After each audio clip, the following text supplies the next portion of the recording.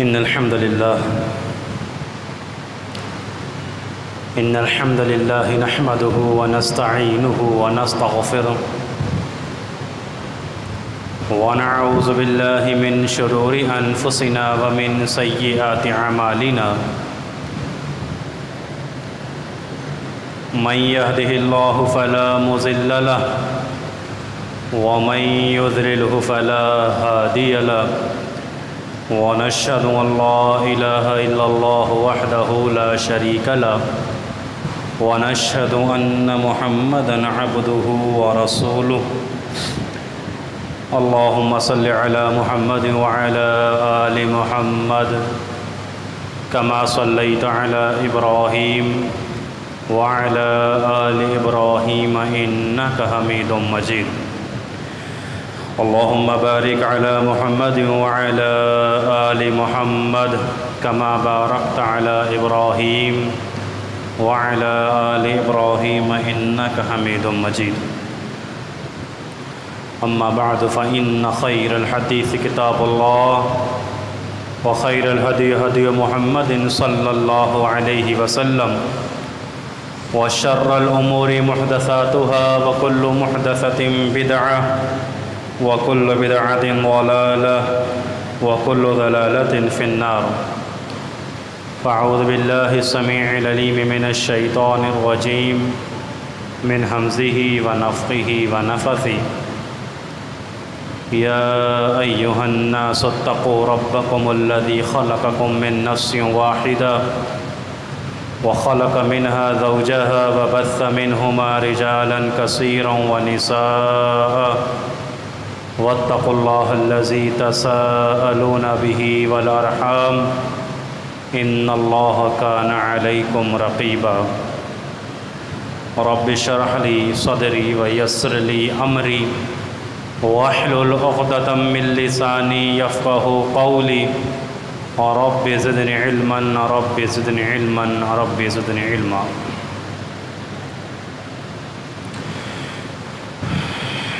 تمام قسم کی تعریفات اللہ وحدہ لا شریک مالک ارض و سما خالق کائنات کے لیے ہیں اور بے شمار درود و سلام ہو پیغمبر بحر و بر شافی ارود جزا حضرت محمد مصطفیٰ صلی اللہ علیہ وآلہ وسلم کی ذات پر جن کے ذریعے اللہ نے اہل کائنات کی ہدایت اور رہنمائی کا بندوبست فرمایا۔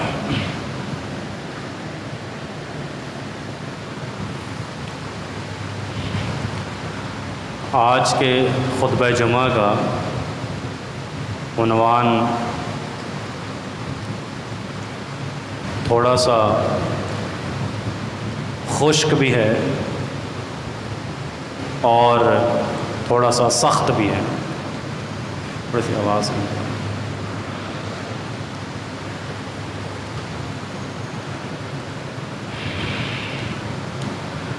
لیکن جو عنوان انشاءاللہ آج کے خطبہ جمعہ میں بیان کروں گا وہ اگرچہ سمجھنے کے لیے تھوڑا سا خشک بھی ہو اور سخت بھی ہو، لیکن میرے اور آپ کے معاشرے کے لیے، میرے اور آپ کے خاندان کے لیے، گھر والوں کے لیے بے انتہا ضروری ہے۔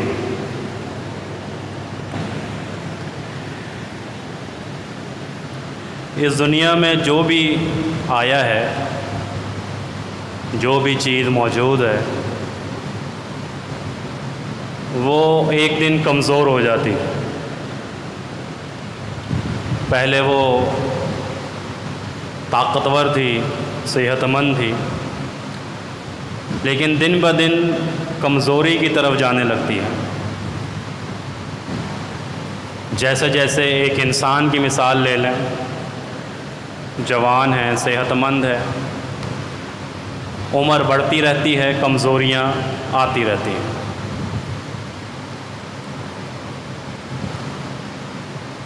اور یہ فطری چیز ہے، لیکن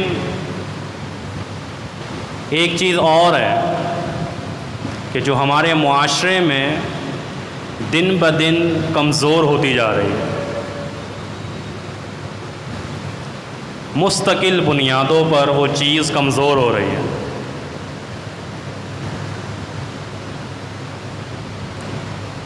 جو چیز کمزور ہو رہی ہے اس سے ہمیں بہت نقصان ہو رہا ہے، میرے اہل و عیال کو بہت نقصان ہو رہا ہے، میری نسل کو بہت نقصان ہو رہا ہے، میرے معاشرے کے نوجوانوں کو بہت نقصان ہو رہا ہے۔ اور وہ کمزور ہونے والی چیز جو دن بدن کمزور ہو رہی ہے وہ ہمارے آپس کے رشتے اور ناطے ہیں۔ آئے دن لڑائیاں، فساد، جھگڑے، گھر میں رہتے ہوئے پھپھو کی برائیاں، خالہ کی برائیاں، ماموں کی برائیاں، آپس میں میاں بیوی کے جھگڑے، جس سے ہماری بنیادیں ہل چکی ہیں اور ہماری بنیادیں، ہماری نسلیں تباہ ہو چکی ہیں۔ عزت نام کی چیز نہیں۔ پھپھو کو دیکھ لیں کیسا مذاق بنا لیا گیا ہے، حالانکہ وہ کون ہے؟ آپ کے والد کی بہن، لیکن اس کو ایک ایسا عجیب کر کے معاشرے میں پیش کر دیا گیا جیسے کہ پورے کے پوری لڑائی کی، جھگڑے کی، فساد کی بنیاد یہی ہے۔ بچوں کے سینوں سے محبت نکل گئی ہے، چاچا کی، تایا کی جو عزتیں ہوا کرتی تھیں وہ عزتیں نہیں ہیں۔ کیوں؟ کیونکہ گھر میں عزت نہیں ہو رہی۔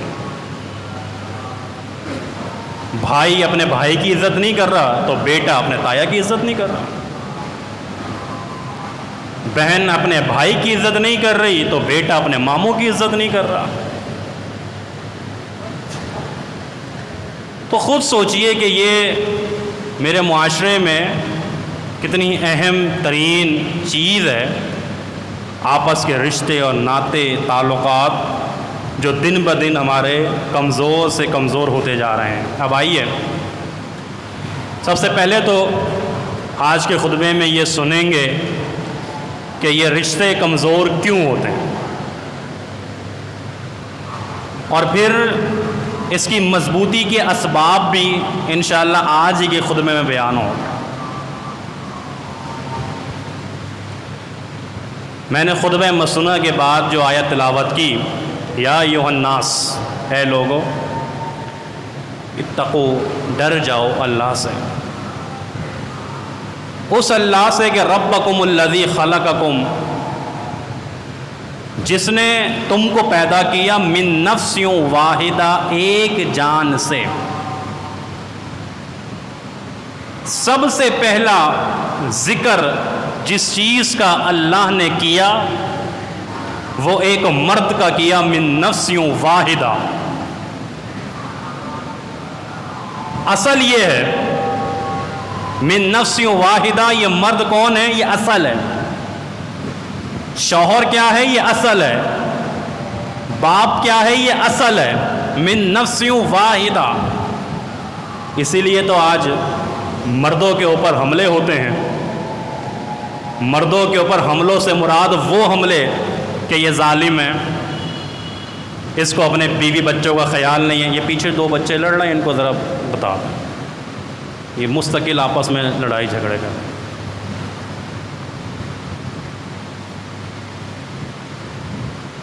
من نفس واحدہ، اللہ نے تم کو ایک جان سے پیدا کیا۔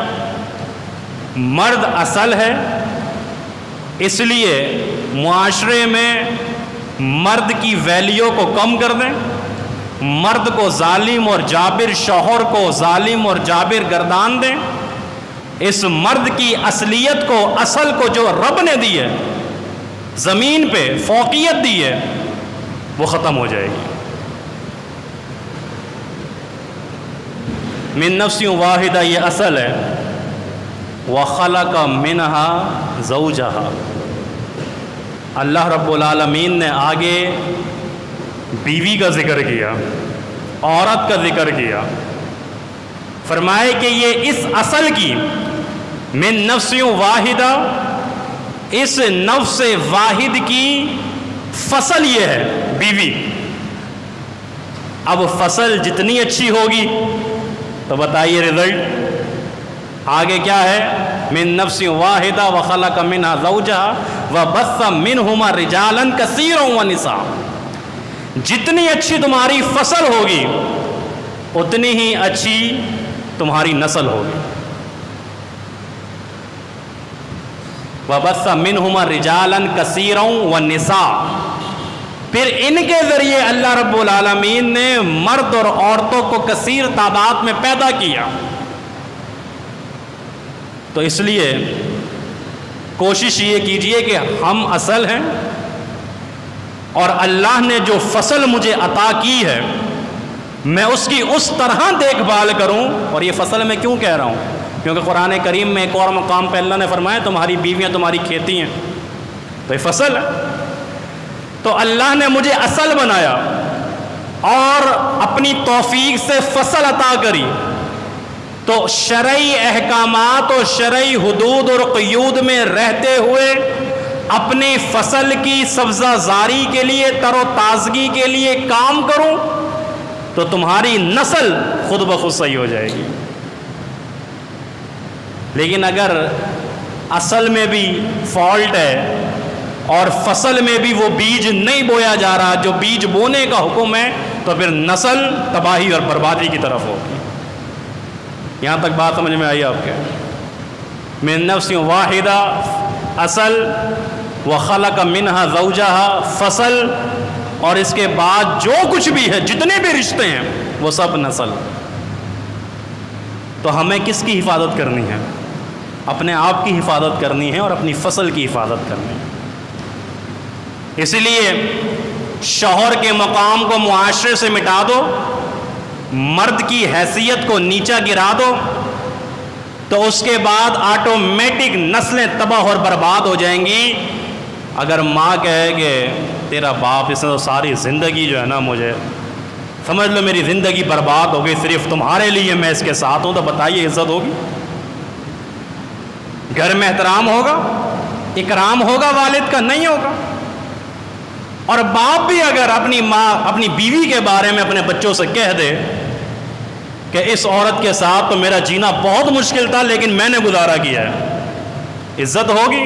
ماں کی عزت، نسل آگے اچھی بڑھے گی؟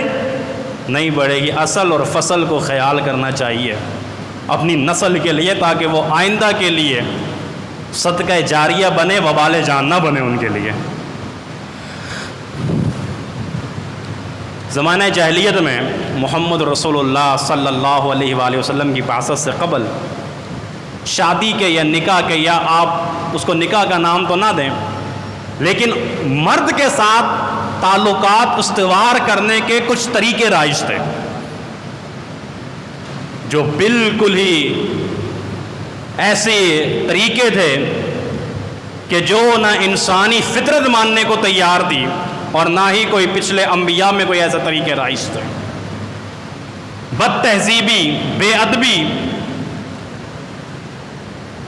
عورت نے گھر میں جھنڈا لگایا ہوا ہے، آپ نے علماء سے سنا ہے، جھنڈا لگایا ہوا ہے، اور وہ یہ جھنڈا اس بات کی دلیل ہے، علامت ہے، نشانی ہے کہ جس کو جو بھی آئے عورت کے ساتھ تعلق قائم کرنا چاہے کر لیں۔ دوسرا طریقہ یہ تھا کہ اپنی بہنوں کو، اپنی بیٹی کو کسی اچھے بڑے چودھری اور وڈیرے کے پاس بھیج دینا، اپنے ہاتھوں سے لے کر جا کر، اور چودھری اور وڈیرے سے اس لیے تعلق بنانا کہ ہماری نسل جو ہے وہ اچھی ہو جائے گی، چودھری کا بیٹا ہوگا، وڈیرے کا بیٹا ہوگا۔ اور ایک طریقہ یہ رائج تھا کہ ایک عورت سے ایک وقت میں 10 لوگ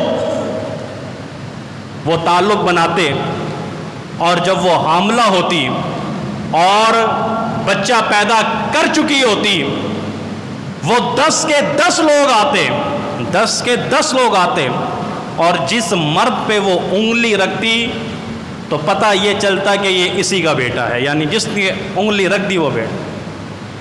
لیکن محمد رسول اللہ صلی اللہ علیہ وسلم، اور ان تینوں طریقے میں اصل نہیں ہے، ان تینوں طریقے میں اصل نہیں ہے، باپ نہیں ہے، شوہر کی کوئی ویلیو نہیں ہے، مرد کی کوئی حیثیت نہیں۔ زمانہ جاہلیت میں بھی اصلیت کو مٹایا گیا۔ بتائیے ان تینوں طریقے میں کوئی باپ کی حیثیت نظر آ رہی ہے آپ کو؟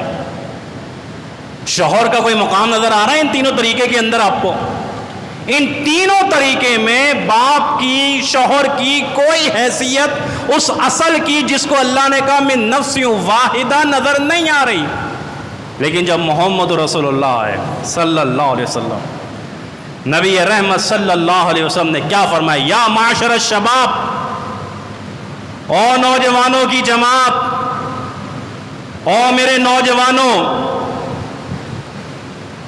اگر تمہارے اندر استطاعت ہے، طاقت ہے، قوت باہ موجود ہے، اگر تمہارے اندر مردانگی موجود ہے، تمہارے اندر، تمہارے جسم میں، تمہارے وجود میں رب نے پانی کے قطرے رکھے ہیں، تو اس کو غلط طریقے سے غلط جگہ پہ ضائع کرنے کے بجائے اللہ کے حکم کے مطابق نکاح کر کے اپنی فصل کو پلاؤ، اور اس فصل کو سبزہ زار بناؤ، تر و تازہ رکھو۔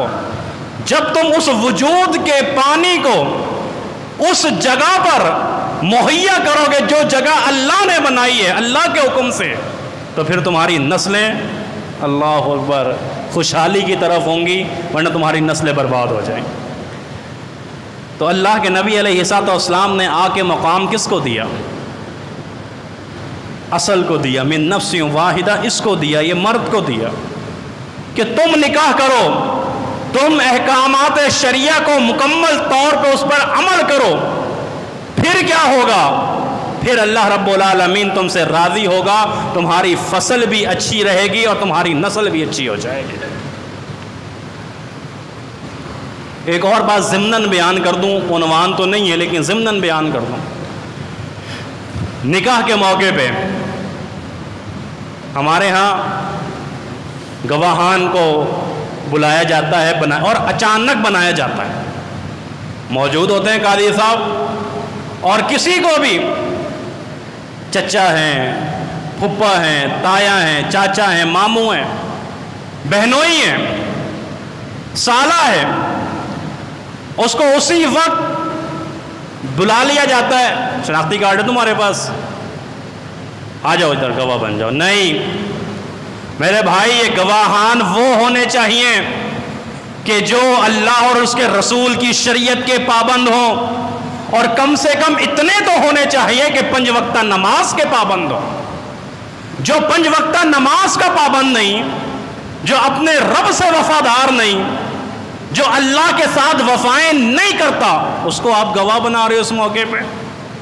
جو محمد رسول اللہ کا وفادار نہیں صلی اللہ علیہ وسلم، جو اللہ کے نبی علیہ الصلوۃ والسلام کے ساتھ محض محبت کے دعوے کرتا ہے، عمل نہیں کرتا، آپ اس کو اس مبارک فعل میں اسی وقت بنا دیتے ہو، اسی وقت بٹھا دیتے ہو۔ بات سخت ہے معذرت کے ساتھ کہ جو اللہ کا وفادار نہیں، جو رسول اللہ کا وفادار نہیں، جو اللہ کے احکامات کو پورا کرنے والا نہیں، جو اللہ کے نبی کے احکامات کو پورا کرنے والا نہیں، اس کو گواہ بنانے کی ضرورت نہیں ہے۔ ڈھونڈو کوئی ایسا بندے اپنے خاندان میں کہ جو کم سے کم نماز کا پابند ہو، جس کی اللہ کے نبی علیہ الصلوۃ والسلام کی سنت کے مطابق کم سے کم داڑھی تو سی موجود ہو چہرے پہ۔ تو آئیے واپس، من نفس واحدہ وخلق منها زوجها وبث منهما رجالا كثيرا ونساء۔ فساد پیدا ہوتا ہے ہمارے اپنے گھروں سے، لڑائیاں ہوتی ہیں ہمارے اپنے۔ آج صلہ رحمی کے موضوع بیان ہوتے ہیں ممبر سے، صلہ رحمی کے موضوع بیان ہوتے ہیں ممبر سے، درس کے لیے عالم دین کو بلایا جاتا ہے، موضوع دیا جاتا ہے صلہ رحمی۔ بتائیے صلہ رحمی کے فوائد، وہ صلہ رحمی کے عنوان ہمارے اوپر اثر کیوں نہیں کر رہا ہے؟ وہ صلہ رحمی کے فوائد سننے کے باوجود وہ اثر انداز ہمارے اوپر کیوں نہیں ہو رہے ہیں؟ کیونکہ ہم نے جڑ سے اس کو نہیں پکڑا کہ مسئلہ کہاں ہے. ہر آدمی کہتا ہے میں صحیح ہوں، دوسرے کے اندر فالٹ ہے، میرا تھوڑی ہے مسئلہ، میں خراب تھوڑی ہوں، میری غلطی تھوڑی ہے، میری کوتاہی تھوڑی ہے، سامنے والے کی ہے. جب یہ چیز میرے ذہن میں آ جائے کہ میں تو ٹھیک ہوں، نہیں میرے بھائی، جڑ سے پکڑو اس مسئلے کو کہ خراب کہاں ہو رہا ہے. اور زیادہ تر بلکہ اکثریت خرابی میرے اپنے گھر سے ہی شروع ہوتی ہے. میں نے شروع میں کہا نا کہ جب عزت نہیں ہوگی ماں باپ کی آپس میں، میاں بیوی آپس میں جب ایک دوسرے کی عزت نہیں کریں گے تو بتائیے بچے عزت کریں گے؟ جب ماں برائیاں کرے گی دادی کی تو بتائیے بچے عزت کریں گے، اولاد نسل عزت کرے گی؟ اللہ اکبر. اس لیے میرے بھائی، فساد کی جڑ میرا اپنا گھر ہے، میرے اپنے گھر سے شروع ہوتی ہے. اسی لیے جب نکاح پڑھایا جاتا ہے تو قرآن کریم کی 3 آیات پڑھی جاتی ہیں، اور ان تینوں آیات میں یہ درس دیا جاتا ہے اتقوا اللہ، اللہ سے ڈر جاؤ، یہ معاملات میں اللہ سے ڈر جاؤ، اپنی بیوی کے معاملات میں اللہ سے ڈرو، بیوی شوہر کے معاملات میں اللہ سے ڈرے، اس کے حقوق پورے کرے، یہ اس کے حقوق پورے کرے، اپنی فصل کو اچھا رکھو، تر و تازہ رکھو، اور وہ سارے معاملات نبھاؤ کہ جو اللہ کے حکم کے مطابق ہیں. تو پھر ہمیں صلہ رحمی کے عنوان بیان کرنے کا خیال بھی نہیں آئے گا. آج لڑائیاں ہیں، جھگڑے ہیں، فساد ہیں، قطع تعلقی ہے، بات بات پہ غصہ ہے، بات بات پہ گھر چھوڑ جانے کی دھمکی ہے. یہ ساری چیزیں کیوں ہیں؟ طلاق کی شرح بڑھتی چلی جا رہی ہے، وجہ کیا ہے؟ اللہ اکبر. اور یہ سب سے خراب فعل اللہ رب العالمین کے نزدیک کیا ہے؟ اور پھر شیطان نوبل پرائز دیتا ہے، پتہ ہے نا آپ کو. یہاں تو زندگیاں گزر جاتی ہیں، پھر نوبل پرائز ملتا ہے. نوبل پرائز وہ شیطان روزانہ دیتا ہے، روزانہ تخت پر بیٹھا ہوتا ہے اور پوچھتا ہے کیا کیا گمراہ کر کر آئے ہو لوگوں کو، جھوٹ بلوا کر آئے ہو شاباشی ملتی ہے، غیبت کروا کر آئے ہو شاباشی ملتی ہے، قتل کروا کر آئے ہو شاباشی ملتی ہے، جتنے جرائم بھی ہوتے ہیں، گناہ ہوتے ہیں، شاباشی ملتی ہے. لیکن میاں بیوی کے درمیان کیا کروا کر آئے ہو؟ لڑائی جھگڑا تنازع فساد کل طلاق کروا کر آئے ہو، جدا کروا کر آئے ہو، پورے گھر کو تباہ کر کر آئے ہو، برباد کر کر آئے ہو، ذہنی سکون ختم کر کر آئے ہو.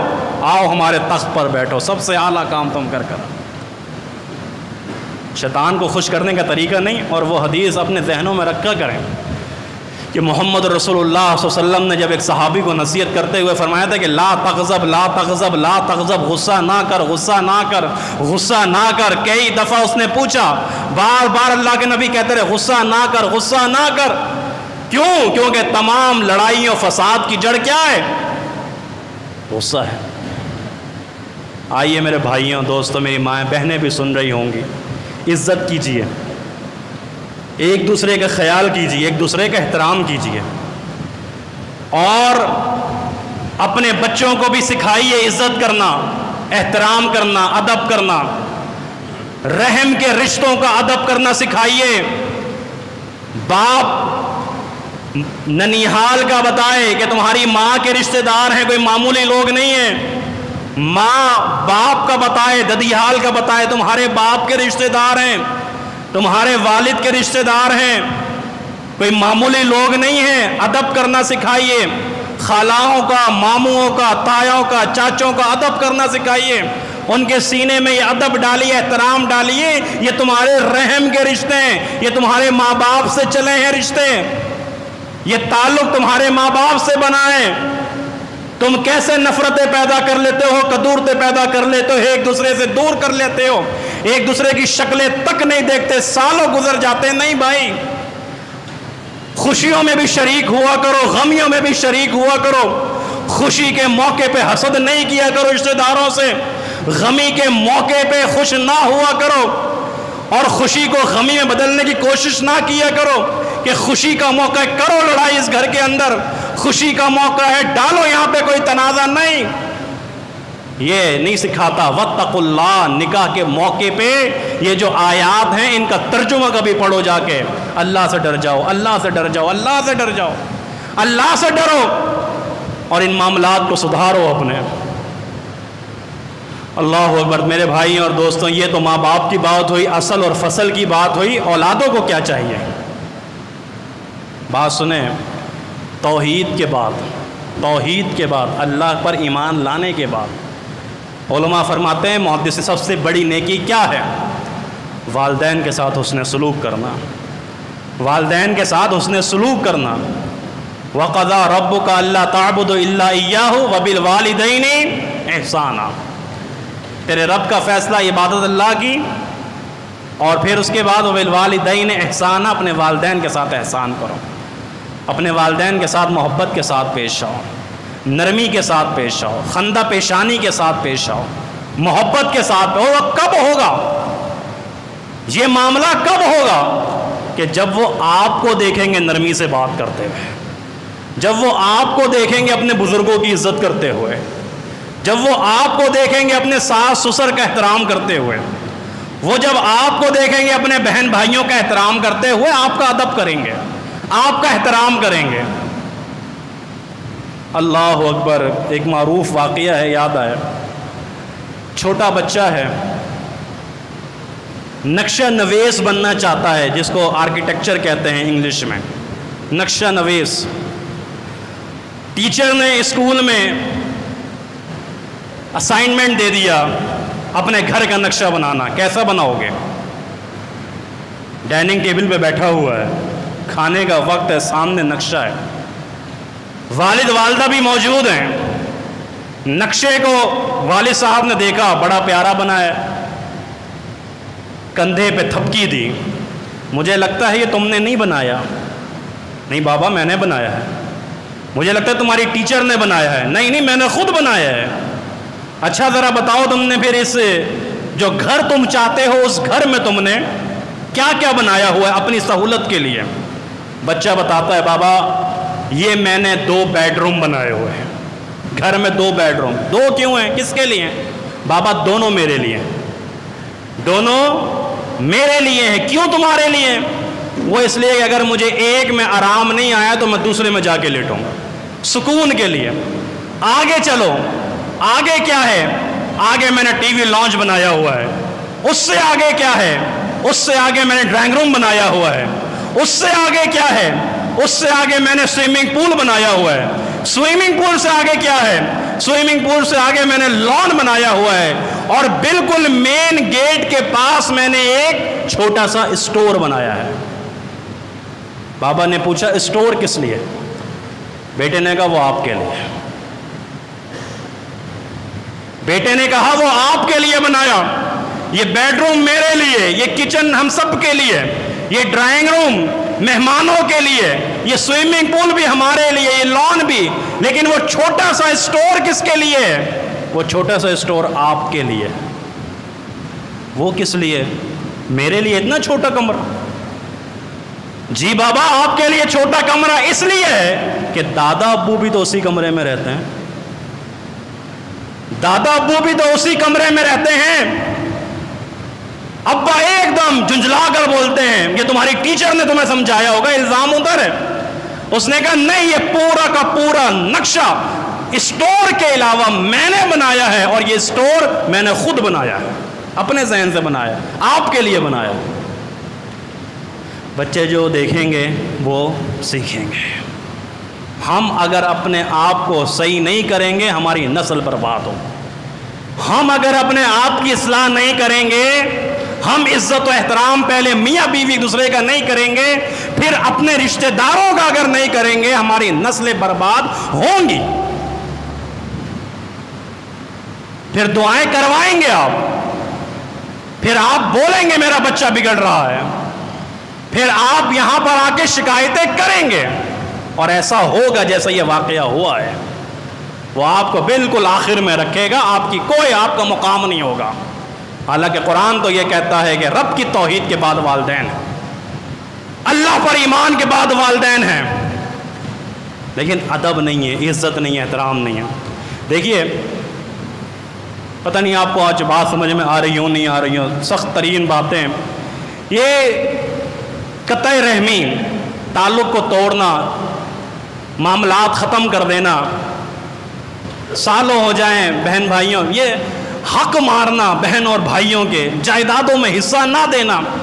صف اول کے مسجد کے نمازی کا سچا واقعہ، جائیداد کی تقسیم کی بات کرو، کہتے ہیں یہ بات مجھ سے نہیں کریے گا. اور فجر کے بھی پابند نماز کے، عشاء کے بھی پابند نماز کے، 5 وقت نماز کے صف اول کے نمازی ہیں، لیکن وہ رسام میں وراثت تقسیم کرنے کے حق میں نہیں شریعت کے مطابق.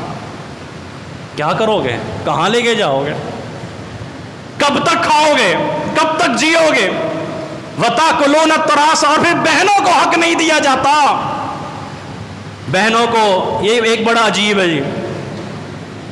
ماں باپ کی دکانیں بھی ہیں، پلاٹ بھی ہیں، کرائے کے گھر بھی ہیں، چل رہا ہے، سب کرایہ آ رہا ہے، بہنوں کو نہیں مل رہا. بہنوں کو اس لیے نہیں مل رہا، وہ میری بہن نے کہا ہے میں نے معاف کیا، مجھے نہیں چاہیے. مسئلہ یہ ہے تو سمجھ میں یہ نہیں آتا کہ بہنیں ہی معاف کیوں کرتی ہیں، بھائی کیوں معاف نہیں کرتے. بھائیوں کو تو چاہیے ہوتا ہے، بہنیں ہی کہتی ہیں ہمیں نہیں چاہیے. وہ صنف نازک ہے، وہ معصوم ہے، وہ نرم دل ہے، اس کو نہیں پتا، اس نے نہیں لینی ٹینشن ہے، اس کی اپنی ٹینشنیں بہت ہیں، وہ کہہ دیتی ہے اور یہ رکھ کے بیٹھ جاتا ہے جی بہن نے کہا مجھے نہیں چاہیے. وَتَأْكُلُونَ التُّرَاثَ أَكْلًا لَمًّا، میراث کا مال کھا جاتے ہو. سورہ فجر، وراثت کا مال کھا جاتے ہو، بہنوں کو حق نہیں دیتے. شادی کروا تو دی ان کی، اور کیا چاہیے تھا؟ شادی کے موقع پہ جو دینا تھا ان کو دے دیا، اب کیا چاہیے؟ اب کس چیز کا تقاضا ہے؟ او بھائی برکتیں پھر کیسے ہوں گی؟ رحمتوں کا نزول کیسے ہوگا؟ کیسے آگے بڑھو گے؟ پھر تمہارے بچے تمہاری عزت کیسے کریں گے جب تم پیچھے یہ کرتے ہوئے آ رہے ہو؟ نہیں دیتے، حق نہیں دیتے. اور میں اللہ اکبر، ریاض کے ایک بہت بڑے عالم ہیں، ان کا سچا واقعہ کتابوں کے اندر، دارالسلام کی کتب میں اس کے اندر موجود ہے. وہ ریاض کے وہ شخصیت کہ جنہوں نے باپ کے مرنے کے بعد باپ ہونے کا حق ادا کیا. بڑا بھائی کیا ہے؟ اپنی بہنوں کے ساتھ شفقت کے ساتھ پیش آئے، اپنے چھوٹے بھائیوں کے سر پہ ہاتھ رکھا، اعلیٰ تعلیم دلوا کے ان کو اپنے گھروں کا کیا. آج وہ ریاض کے مالدار ترین آدمی ہیں. کیوں ہیں؟ اس کی وجہ یہی ہے کہ انہوں نے صلہ رحمی کی تھی. یہ صلہ رحمی ہے، یہ ہے صلہ رحمی. اور صلہ رحمی میرے اور آپ کے مطابق کیا ہے؟ صلہ رحمی میرے اور آپ کے مطابق یہ ہے کہ جو مجھے شادی میں بلائے گا میں اسے بلاؤں گا. جس نے اپنی بیٹی کی شادی میں مجھے بلایا ہوگا میں بھی اسے بلاؤں گا. یہی صلہ رحمی ہے نا میرے. جس نے نہیں بلایا میں کیوں بلاؤں؟ جس نے سلام نہیں کیا نہیں کروں گا میں بھی سلام اس کو. یہ ہمارے درمیان مطلب نکالا جاتا ہے صلہ رحمی کا. صلہ رحمی یہ نہیں ہے بھائیوں، صلہ رحمی یہ ہے جو تمہیں نہیں بلاتا اسے بلاؤ، جو سلام نہیں کرتا سلام کرو. اللہ نے فرمایا رزق کے اندر برکت ہوگی، صلہ رحمی کرو، تمہاری عمر بڑھا دوں گا، تعلقات بناؤ، ایک دوسرے کے ساتھ ایک دوسرے کی غلطیوں کو معاف کرتے ہوئے چلو. میں تمہارے رزق میں اضافہ کر دوں گا، تمہاری روزی میں اضافہ کر دوں گا، میں تمہاری دکانوں میں اضافہ کر دوں گا، میں تمہارے پلاٹ میں اضافہ کر دوں گا. میرے بھائی یہ برکت ایک ملازم سے 10 ملازم تک رکھنے کو برکت نہیں کہتے ہیں. اس کو برکت نہیں کہتے. برکت دل کے سکون کا نام بھی ہے، برکت دل کے چین کا نام بھی ہے. اگر آپ نے کسی کا حق مارا ہوگا، اپنے بہن بھائیوں کا حق کھایا ہوگا، اور ایسے لوگ معاشرے میں موجود ہیں، تجربہ کر سکتے ہو، ان کو یا تو ان کے گھر والوں کو کوئی بیماری نے گھیر لیا یا پھر وہ کسی حادثے کا شکار ہو کے اس دنیا سے رخصت ہو گئے. کیا ہوا؟ کیا لے کے گئے اپنے ساتھ؟ اور پھر قطع رحمی کا نقصان میرے بھائی پتہ سب سے بڑا کیا ہے؟ وہ جو سوموار کے دن رپورٹ پیش ہوتی ہے نا اللہ کے سامنے، فرشتے جب لے کر آتے ہیں نا اعمال، یہ کون شخص ہے جی؟ یہ بڑا پکا نمازی ہے، ٹھیک ہے جی اس کا اجر ہے. یہ کون شخص ہے جی؟ یہ صدقہ خیرات کرنے والا ہے، یہ پورے ہفتے بڑا اس نے خرچ کیا، اچھا جی ٹھیک ہے. یہ کون ہے جی؟ یہ روزے دار ہے، روزے دار کا کھانا چھوڑ دو، اس کا اجر میں خود اللہ دوں گا، آپ کو دینے کی ضرورت نہیں ہے، ٹھیک ہے جی۔ پھر ایک شخص وہ بھی آتا ہے کہ جس کی نمازیں بھی ہیں، جس کے روزے بھی ہیں، جس کے صدقہ اور خیرات بھی ہیں، جس کے اور دینی معاملات بھی ہیں، لیکن ایک خانہ آتا ہے کہ یہ قطع تعلق ہی کرنے والا ہے۔ ایک خانہ آتا ہے اپنے بہن بھائیوں سے لڑا ہوا ہے، ایک خانہ آتا ہے اپنے ماں اور باپ کو رلانے والا ہے، ایک خانہ آتا ہے کہ اپنے رشتے ناتوں کے ساتھ اس کے تعلقات بہتر نہیں ہے، اس کی رپورٹ پیچھے پھینک دو، اس کی رپورٹ اس کو پیچھے پھینک دو اور اس کو خبردار کر دو، ابھی تیرے پاس 2 دن اور ہیں، تنبیہ کر دو، منگل اور بدھ کا دن ابھی اور ہے، جمعرات کو پھر آئیں گے، پھر نوٹ کیے جائیں گے، اصلاح کر لے، معافی مانگ لے، جس کے ساتھ تو نے زیادتی کی ہے، بیوی کے ساتھ کی ہے، مان لے، میاں بیوی کے آپس کے معاملات خراب ہیں، تعلقات استوار کر لو، ماں اور باپ کو رلایا ہے، جا کے ان کے پیر پکڑ لو۔ اگر یہ کرتا ہے تو ٹھیک ہے، اس کے اعمال قبول ہیں، ورنہ اس کو جہنم کی وعید سنا دو۔ کتنا بڑا نقصان ہے قطع تعلقی کا۔ اور پھر آئیے، آپ ایک مال خرچ کرتے ہیں، اللہ کی راہ میں دیتے ہیں، کسی مسکین کو صدقہ ہے، کسی مسکین کو دیتے ہیں، کیا ہے وہ؟ صدقہ ہے، اجر ہے۔ آپ ایک مال خرچ کرتے ہیں مسجد کے لیے، اجر ہے، مدرسے کے لیے کرتے ہیں، اجر ہے، لیکن اگر وہی مال آپ اپنے پورے خاندان پہ نظر ڈال کے کسی سفید پوش اپنے رشتہ دار کو دیتے ہو تو یہ صدقہ نہیں ہے، بلکہ اس کا دوہرا اجر ہے، ایک صدقے کا بھی اجر مل جاتا ہے اور دوسرا صلہ رحمی بھی ہو جاتی ہے۔ یہ محمد رسول اللہ نے فرمایا صلی اللہ علیہ وسلم۔ تو میرے بھائیوں اور دوستوں، اپنے معاملات کو سدھاریں، اپنے تعلقات، معافی مانگ لیں، کوئی بات نہیں، غلطی ہو جاتی ہے، ماں باپ سے اگر آپ نے کوئی زیادتی کر لی ہے، غلط معافی مانگ لیں، آپس کے تعلقات خراب۔ دیکھیں تاریخ ابن عساکر کے اندر ایک واقعہ آتا ہے، سیدنا ابو دردہ، اور یہ آج کے خطبے کا نا یہ کلائمیکس یہی ہے، یہ واقعہ ہے۔ اگر آپ نے یہ سمجھ لیا نا اور آپ نے توجہ کے ساتھ یہ واقعہ اگر سن لیا اور آپ کے دماغ کی کھڑکیاں اگر کھل گئی یہ واقعہ سن کے، تو بس اگر یہ بھی آپ نے سمجھ لیا نا، یہ پونا گھنٹہ میں نے گفتگو کری ہے، بہت ساری باتیں کری ہیں، بہت ساری یاد ہوں گی، بہت ساری بول، اس کو یاد رکھنا۔ ابو دردہ ہیں رضی اللہ تعالیٰ عنہ، لیٹے ہوئے ہیں، آخری وقت ہے، بیمار ہیں، اپنے بیٹے سے کہتے ہیں بیٹا وہ جو میری سواری ہے جس پہ میں ہمیشہ سواری کیا کرتا تھا، میرا اونٹ جس کا نام دمون ہے، اور وہ لوگ اپنی سواریوں کے نام رکھ لیا کرتے تھے، انہوں نے نام رکھا ہوا تھا دمون، جاؤ دمون کو بلا کے ذرا لے آؤ، اس کی نکیل پکڑو اور اس کو میرے پاس لے کر آؤ۔ ابا جی خیریت ہے، کیوں لے کر آنا ہے؟ کہا لے کر تو آؤ۔ وہ بیٹا ابو دردہ رضی اللہ تعالیٰ عنہ کا دمون کو لے کر آیا، رسی ہاتھ میں ہے، ابو دردہ کے سامنے کھڑا کیا۔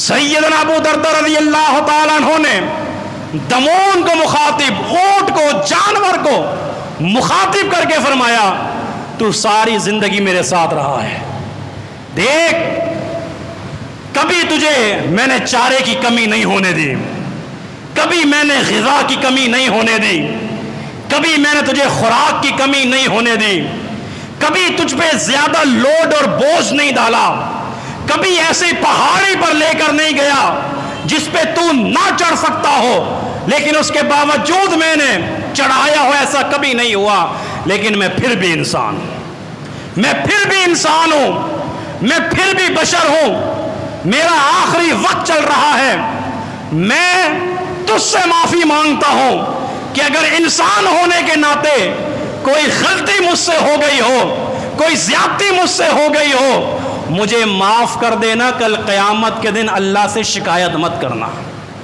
اللہ سے شکایت مت کرنا کل قیامت کے دن، میں ابھی تجھ سے معافی مانگتا ہوں، انسان ہونے کے ناطے ہو سکتا ہے مجھ سے غلطی ہوئی ہو، کوتاہی ہوئی ہو، میں نے تیرا خیال صحیح نہ رکھا ہو، یہ ابو دردہ ہیں، صحابی رسول ہیں، معافی کس سے مانگ رہے ہیں؟ ایک جانور سے مانگ رہے ہیں، کہیں میں نے تیرے ساتھ زیادتی نہ کر دی۔ سوچ لیں، مجھے کہنے کی ضرورت نہیں ہے، ماں باپ کے ساتھ زیادتیاں، بیوی کے ساتھ زیادتیاں، رشتہ داروں کے ساتھ زیادتیاں، بہنوں کے ساتھ زیادتیاں، تعلقات ختم، بھائیوں کے ساتھ زیادتیاں، یہ زیادتیاں ہی زیادتیاں ہیں جس کی وجہ سے آج معاشرے سے برکتیں ختم ہو رہی ہیں، گھروں سے برکتیں ختم ہو رہی ہیں، نوجوان تباہ ہو رہے ہیں، برباد ہو رہے ہیں۔ وجہ ایک ہی ہے کہ آپس میں تعلقات اچھے نہیں بن رہے ہیں۔ تو آئیے خطبہ جمعہ کا خلاصہ سن لیجئے۔ او لوگو، اللہ سے ڈر جاؤ جس نے تم کو من نفس واحدہ، ایک جان سے پیدا کیا، وخلق منہا زوجہا، تمہارے جوڑے بنائے، اور پھر اس کے ذریعے سے اللہ نے کثیر مردوں اور عورتوں کو پیدا کیا۔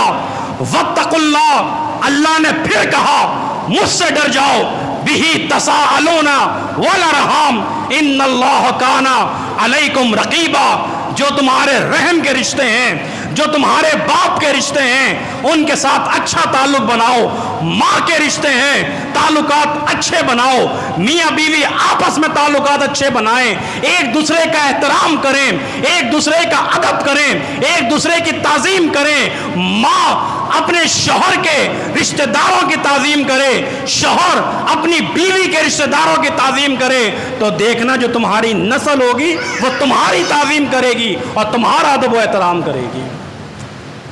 اللہ رب العالمین سے دعا ہے کہ اللہ ہمارے دلوں کے اندر محبتوں کا پیدا فرمائے۔